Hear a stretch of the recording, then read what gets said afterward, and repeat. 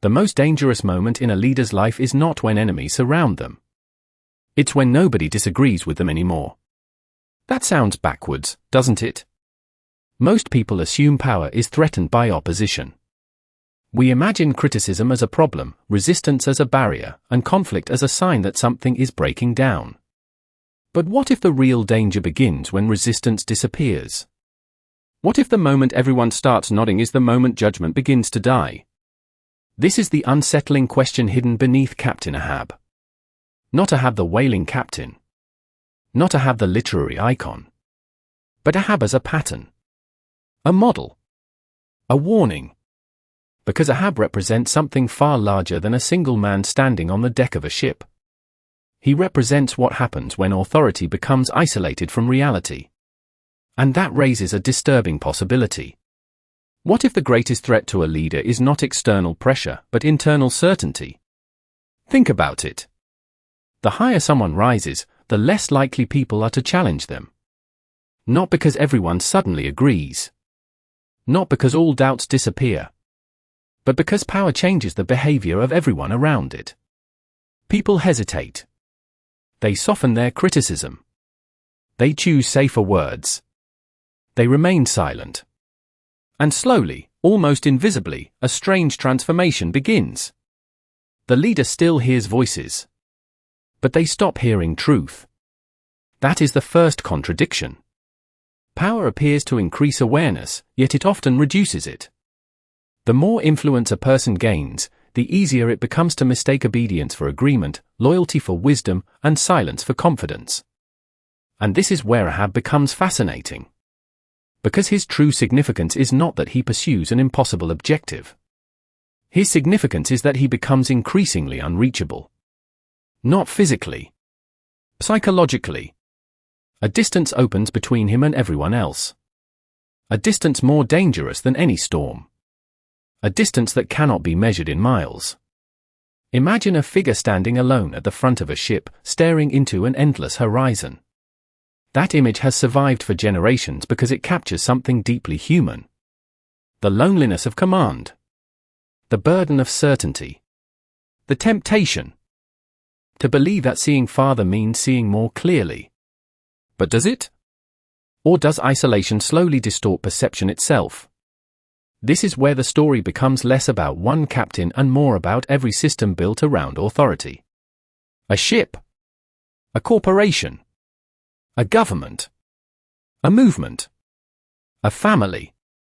The scale changes, but the pattern remains surprisingly similar. Once honest feedback begins to disappear, reality starts shrinking. The world becomes smaller. Narrower. Filtered. Until eventually an entire group can begin orbiting a single obsession without fully realizing it. And here is the mystery. Did Ahab choose isolation? Or did isolation emerge naturally from the very structure of power?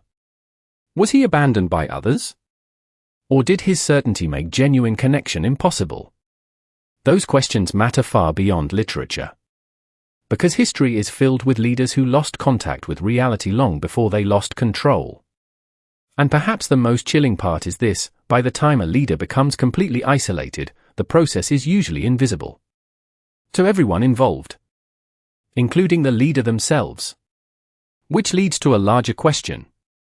If power naturally reduces honest feedback, then how can anyone know when they have stopped hearing the truth? Before we can understand why isolation becomes so dangerous, we have to ask a deeper question. What exactly gets lost when a leader stops hearing dissent? Most people would answer, better decisions. But that answer is too small. What disappears is not just information. What disappears is reality itself. Because reality is rarely revealed through agreement. Reality emerges through friction. Through disagreement. Through uncomfortable questions. Through the person willing to say, I think you're wrong. That is why one of the most important figures in Ahab's world is not the captain himself, but the presence of resistance around him. Not resistance as rebellion. Resistance as correction. Resistance as a mirror. And every leader eventually faces the same test. Will they treat disagreement as a threat? Or as a survival mechanism? This is where the conflict becomes more unsettling.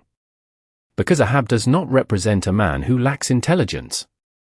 He represents something far more common. A person whose certainty becomes stronger than his curiosity. Think about that for a moment. Most leadership advice celebrates conviction. We admire confidence. We admire vision. We admire people who refuse to be distracted by competing opinions. But what happens when conviction crosses an invisible line? What happens when certainty becomes incapable of learning? That is the contradiction at the heart of this story. The very qualities that help someone rise can become the qualities that isolate them once they reach the top. Vision becomes tunnel vision. Confidence becomes rigidity. Determination becomes obsession. And perhaps most dangerously of all, leadership becomes identity. Once that happens, disagreement no longer feels like information. It feels like a personal attack. And that changes everything. Because the issue is no longer whether criticism is correct. The issue becomes whether criticism is allowed to exist at all. Notice how subtle this transformation is. No dramatic announcement. No obvious turning point. Just a gradual narrowing of perspective. Like a lighthouse beam becoming thinner and thinner until it illuminates only a single point in the darkness. That image matters. A lone figure staring into an endless ocean may look powerful. But it also raises a troubling possibility. What if the horizon he sees is no longer the horizon that everyone else sees? Now the conflict expands beyond one individual. A ship becomes a system. A system becomes a culture. And cultures often inherit the psychology of the people who lead them. When leaders become obsessed, organizations become obsessed. When leaders become fearful, organizations become fearful. When leaders become isolated, isolation spreads. This is the revelation hiding beneath the surface. People often assume authority flows downward. Orders flow downward. Policies flow downward. Influence flows downward. But perception flows downward too. The way leaders interpret reality eventually shapes how everyone else interprets reality. That is why the disappearance of honest feedback is never a private problem. It becomes a collective problem. A shared blindness. A group of intelligent people can slowly lose access to wisdom, not because they lack knowledge, but because they stop challenging assumptions. And history offers countless examples of this pattern. Entire institutions convinced they were acting rationally. Entire movements certain they were moving toward progress. Entire civilizations confident they understood the future. Only to discover later that nobody had been asking the right questions. Which brings us back to Ahab. Perhaps the most important question is not why he became isolated.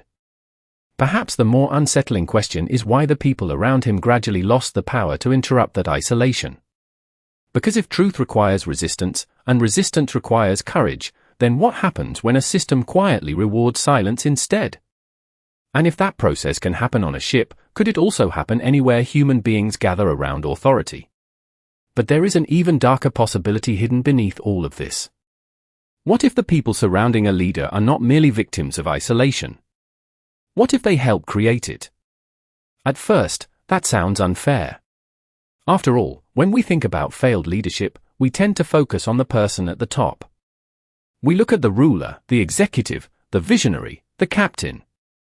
We ask what they believed, what they wanted, and where they went wrong. But systems rarely collapse because of one mind alone. They collapse because many minds slowly stop functioning independently. That is the contradiction we have not fully confronted yet. The crisis is not simply that a leader becomes unreachable. The crisis is that everyone else gradually adapts to that reality. Consider what happens inside any hierarchy. The closer people get to power, the more they begin calculating risk. Not physical risk. Social risk. Professional risk. Psychological risk. The risk of being ignored. The risk of being excluded. The risk of becoming the person who creates discomfort.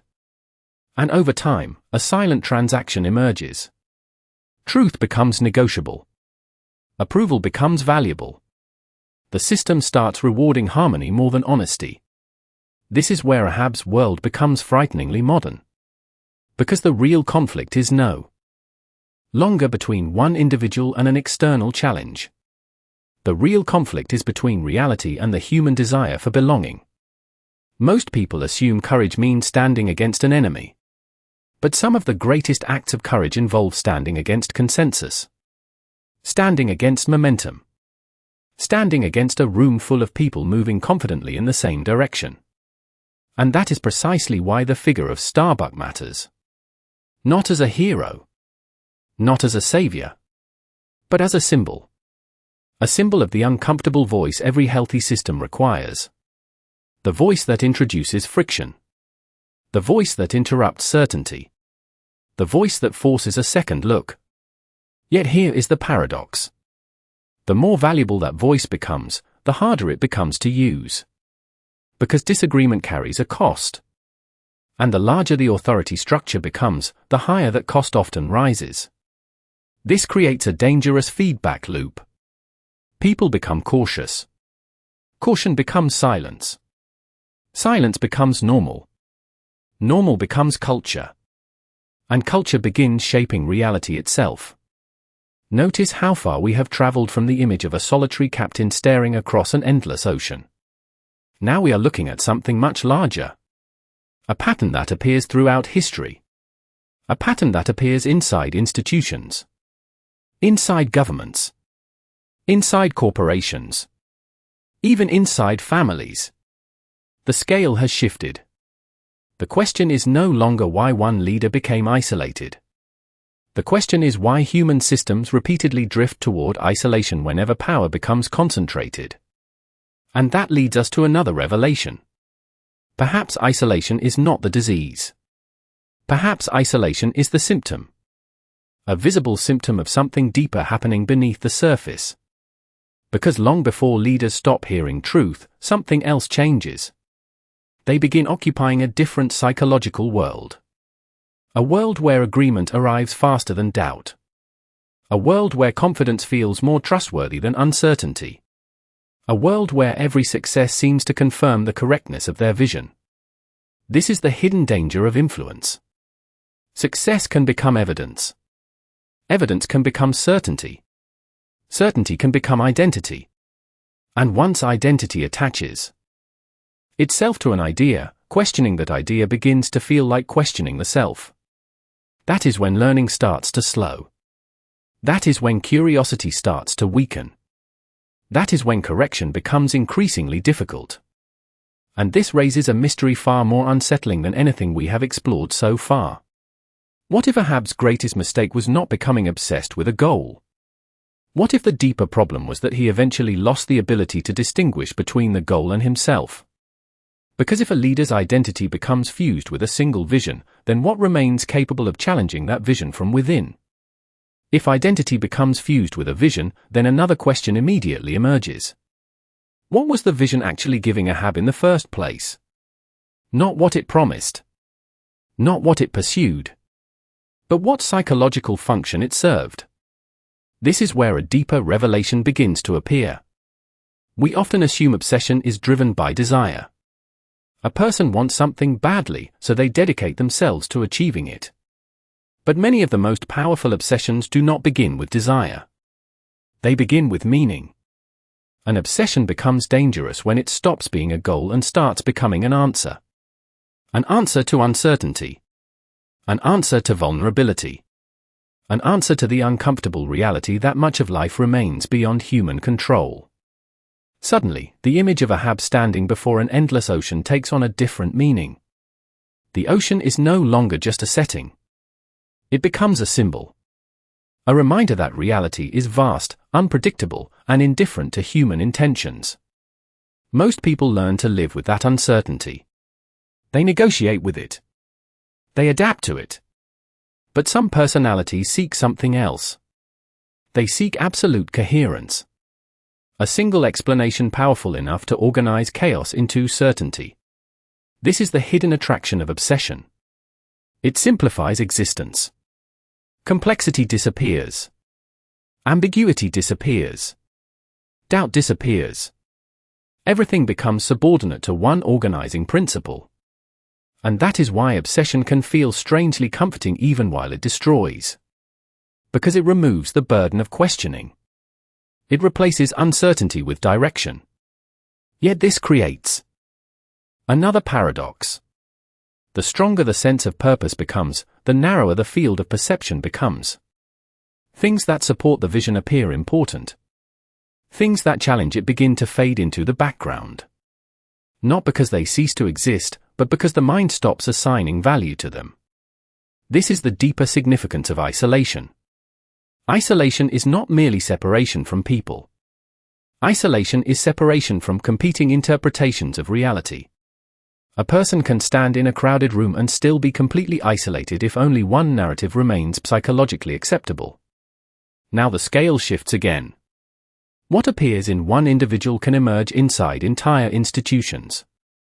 Entire organizations can become obsessed with growth. Entire governments can become obsessed with security. Entire civilizations can become obsessed with progress. In every case, the pattern remains remarkably similar. Alternative viewpoints become obstacles rather than resources. Complexity becomes uncomfortable. Nuance becomes weakness. The system gradually trains itself to prefer certainty over understanding.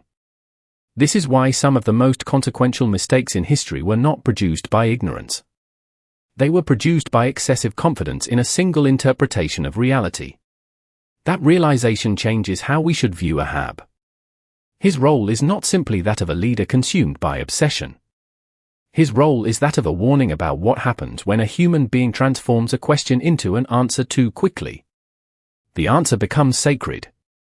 The answer becomes identity. The answer becomes destiny. And once that process is complete, something remarkable happens. The individual no longer serves the vision. The vision begins using the individual. That may be the most important revelation so far. But it opens an even larger mystery. If obsession is ultimately an attempt to escape uncertainty, then perhaps the real conflict was never between Ahab and an external force at all. Perhaps the deeper struggle was between the human need for certainty and the reality that some truths can never be fully possessed, controlled, or understood. If some truths can never be fully possessed, then what was Ahab actually fighting against? The obvious answer is temptation. The familiar answer is obsession. But neither reaches the deepest layer of the problem. The core revelation is this: Ahab is not ultimately a warning about obsession. He is a warning about what happens when a human being decides that reality must conform to meaning instead of meaning emerging from reality. That distinction changes everything. Most readers see a man pursuing a single objective with extraordinary intensity. What often goes unnoticed is the psychological reversal underneath it. Ahab no longer seeks to understand the world. He seeks to force the world into a shape that satisfies an internal demand. The external object is almost secondary. What matters is the belief that reality owes him an answer. That is why the central conflict is far larger than one individual confronting uncertainty. It is the conflict between acceptance and domination. Between participating in reality and demanding that reality justify itself. Suddenly, the image of the vast ocean takes on a new significance. It becomes a symbol of existence itself. Vast. Unpredictable. Impossible to compress into a single explanation. And standing against that vastness is the human desire to reduce complexity into certainty. To transform mystery into control. To transform ambiguity into a final answer. This is the hidden role Ahab plays. He is not merely a leader. He is the embodiment of a temptation that exists inside every human mind. The temptation to believe that one explanation can explain everything. One cause can explain every pain. One mission can solve every contradiction. One certainty can silence every doubt. Yet reality does not work that way. The deeper truth revealed by this story is that wisdom is not the elimination of uncertainty. Wisdom is the capacity to remain in relationship with uncertainty without being consumed by it. That is the insight most people miss. The opposite of obsession is not weakness. The opposite of obsession is humility before complexity. And this is where all the major symbols suddenly align into a single pattern. The endless sea. The distant horizon. The isolated figure at the front of the ship. The fading influence of corrective voices. Each image points toward the same revelation. Human beings suffer not because reality contains mystery. Human beings suffer because they often cannot tolerate mystery. The consequences extend far beyond literature. Entire ideologies have been built upon the promise of total certainty. Entire institutions have convinced themselves they possessed complete answers. Entire generations have followed leaders who promised clarity in exchange for complexity. Again and again, the result is remarkably similar. Curiosity narrows. Alternatives disappear. The world becomes smaller than it actually is. And this is the deepest tragedy hidden beneath the surface. Not that a person becomes consumed by a vision, but that the vision gradually becomes more important than reality itself. Once that happens, every new fact is judged according to whether it serves the vision. Every disagreement becomes an obstacle. Every uncertainty becomes an enemy. At that point, the conflict is no longer external. It becomes philosophical. What kind of consciousness survives contact with reality? The consciousness that demands certainty at all costs, or the consciousness willing to remain open to what it cannot fully understand? And if civilizations are ultimately built upon the answers they give to that question, what happens when entire societies begin preferring certainty over truth? If societies begin preferring certainty over truth, then the most important question is no longer what a person believed. The question becomes, what remains after that belief has done its work? This is where consequence becomes legacy. Not legacy in the sense of reputation. Not legacy as memory. But legacy as a pattern that survives long after the original individual is gone. Because the deepest consequences are rarely immediate. They echo. They replicate. They become invisible habits of thought passed from one generation to the next. That is why the significance of Ahab extends far beyond his role as a literary character. His lasting influence comes from the psychological blueprint he reveals. The blueprint of a mind that gradually narrows reality until only one interpretation remains acceptable. Once you see that pattern, it becomes difficult to stop seeing it. You find it in institutions that stop questioning their assumptions. You find it in organizations that reward agreement more than insight. You find it in leaders who become symbols rather than human beings. Most importantly, you find it within yourself. Because the legacy of this conflict is not external. It is internal. Every person faces moments when complexity becomes exhausting. Moments when uncertainty feels unbearable.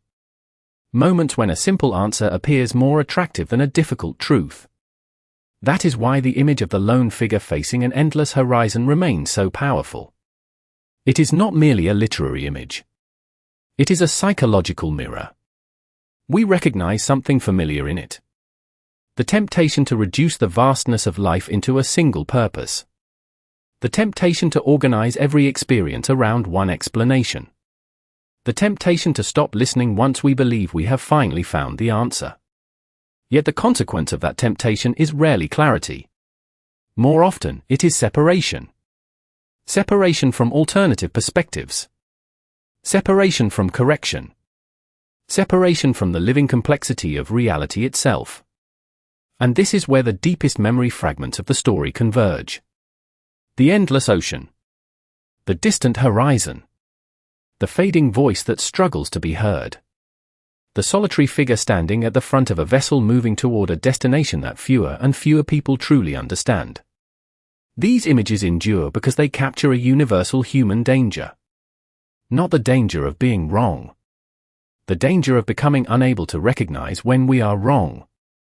There is an important distinction between those two conditions. A mistake can be corrected. A blind spot can be exposed. But when an entire system loses the mechanisms that allow self-correction, the consequences become far more difficult to reverse. This insight expands the story beyond leadership and into civilization itself. Healthy societies are not defined by the absence of disagreement. They are defined by their ability to survive disagreement. Healthy institutions are not those that eliminate friction. They are those that transform friction into learning. Healthy individuals are not those who possess certainty. They are those who remain teachable even when certainty feels comforting. This may be the true legacy hidden beneath the surface. The story leaves behind a warning, but it also leaves behind a responsibility. The responsibility to protect the voices that challenge us. The responsibility to remain curious when conviction becomes tempting. The responsibility to remember that reality is always larger than any single interpretation. Yet one mystery still remains unresolved. If the desire for certainty is woven into human nature itself, and if every generation faces the same temptation to elevate conviction above understanding, then is this pattern something humanity can overcome, or is it a permanent feature of the human condition that every age must learn to confront again and again? Perhaps that is why this story continues to endure long after its setting has faded into history. Not because it provides answers, but because it reveals a condition that remains deeply human. We often imagine that wisdom arrives when uncertainty finally disappears. We tell ourselves that maturity means becoming more certain, more decisive, more confident in our understanding of the world. Yet the deeper insight waiting beneath the surface points in another direction. The most dangerous illusions are rarely created by ignorance. They are often created by the belief that we have finally escaped ignorance. This is why the image remains so powerful. A solitary figure facing an endless horizon. An ocean stretching beyond sight. A distant shape that seems to promise meaning if only it can be fully understood. These are not merely literary symbols. They are reflections of experiences that every generation encounters in its own form. The horizon becomes the future. The ocean becomes reality itself. The distant shape becomes whatever answer we believe will finally make the world feel complete. And perhaps that is the lasting significance of the conflict we have explored. The central danger was never simply ambition, authority, obsession, or isolation. Those were only visible expressions of something more fundamental. The deeper tension exists between the human need for certainty and the reality that life remains larger than any framework we create to explain it. This gives the story a strangely modern relevance. In an age filled with information, people still search for final answers. In an age connected by technology, people still drift into intellectual isolation. In an age overflowing with voices, it remains possible to lose the ability to hear what challenges us. The forms change. The pattern remains. That is why the most important legacy left behind is not a lesson about leadership alone. It is a lesson about perception. About the responsibility to remain open. About the discipline of allowing reality to remain larger than our interpretations of it. There is a quiet humility hidden within that idea. A recognition that understanding is not possession. That truth is not ownership. That wisdom may have less to do with certainty than with maintaining a relationship to mystery without feeling threatened by it. The memory fragments linger for a reason. The endless sea. The fading voice that speaks against the current. The lonely figure at the edge of the known world. The horizon that always retreats as we move toward it. Each image points toward the same realization. Human beings do not suffer because reality contains unanswered questions. Human beings suffer because they often demand final answers from a world that was never designed to provide them. And maybe that is why the story refuses to become obsolete. It is not really about a single person, a single voyage, or a single obsession. It is about a permanent tension within the human condition itself. The tension between control and acceptance. Between certainty and curiosity. Between the desire to conquer mystery and the courage to live alongside it. In the end, the most unsettling possibility may be that the horizon was never something meant to be reached. It was something meant to remind us of our limits. And if that is true, then perhaps the question that remains is not whether human beings can ever fully understand the world around them. Perhaps the deeper question is whether we can. Learn to remain fully human in a world that will always contain more mystery than certainty.